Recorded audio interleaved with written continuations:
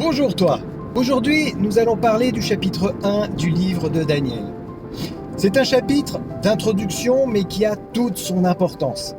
Dans cette introduction, nous découvrons 4 jeunes Hébreux qui ont été déportés de la terre d'Israël pour être emmenés à Babylone. Ces 4 jeunes avaient été éduqués dans la foi de leur père, la foi biblique. Et lorsqu'ils se retrouvent confrontés à l'idolâtrie païenne de Babylone, que leurs noms même sont changés en des noms de dieux païens, sachant que le nom dans l'Antiquité signifie le caractère, c'est une lobotomisation de leur vie, de leur foi, qui est tentée d'être faite.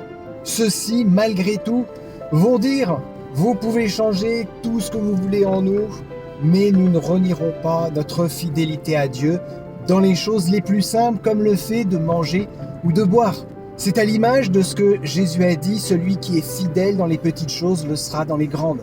Et c'est le thème de ce chapitre 1 de Daniel, la fidélité du peuple de Dieu dans les moindres choses, comme dans le manger et le boire, à l'image de ce que l'apôtre Paul nous dit.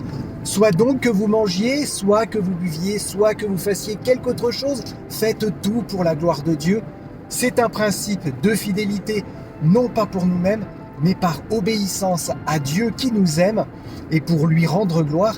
Et c'était le thème du chapitre 1 de Daniel, où l'on découvre que, en réponse de leur fidélité, Dieu va les bénir.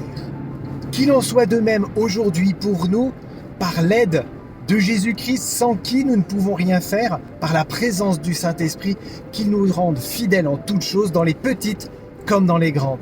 Si tu veux aller plus loin dans l'étude de ce livre de Daniel, je t'encourage à me contacter en privé. Je serai ravi d'étudier le livre de Daniel avec toi. D'ici là, je te dis à bientôt et que Dieu te bénisse abondamment.